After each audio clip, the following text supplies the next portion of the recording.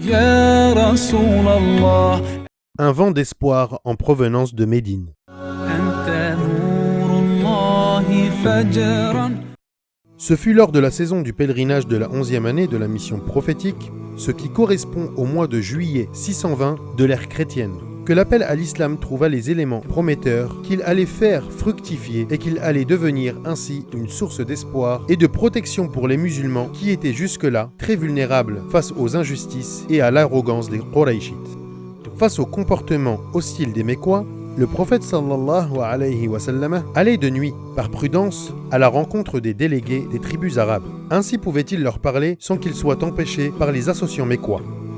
Une nuit, le prophète sallallahu alayhi wa sallam, accompagné de ses deux compagnons, Abu Bakr et Ali radiyallahu anhuma, exposa le message de Dieu au béni Dhuhl et au Shayban ibn Tha'laba.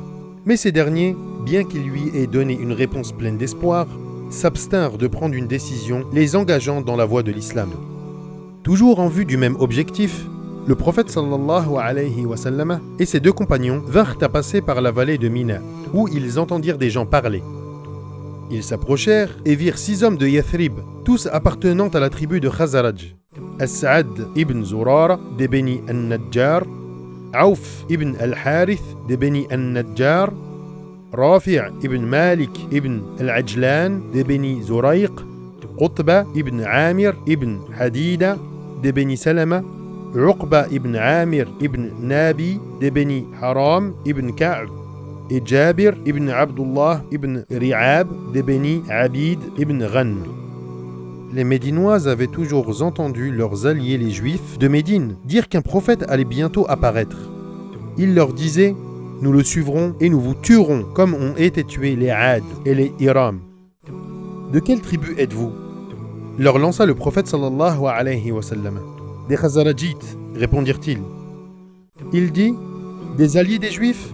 Ils dirent: oui. Voudriez-vous vous asseoir pour m'écouter?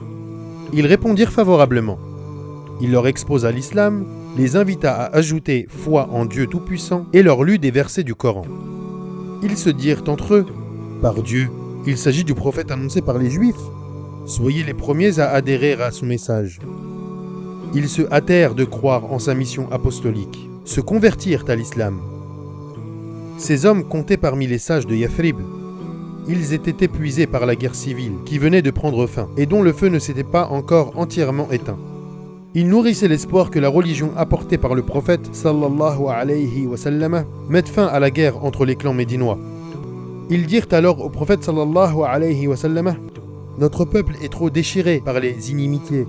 Il se peut que Dieu scelle notre unité par ton intermédiaire. De retour chez nous, nous les appellerons à ta religion. Si Dieu les unit par ton biais, aucun homme ne sera plus puissant que toi.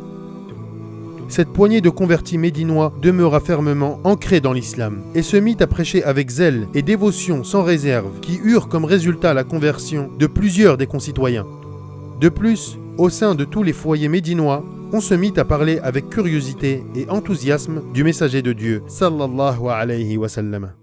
ومصدقا لما بين يدي من التوراة ولأحل لكم بعض الذي حرم عليكم وجئتكم بآية من ربكم فاتقوا الله وأطيعون إن الله ربي وربكم فاعبدوه هذا صراط مستقيم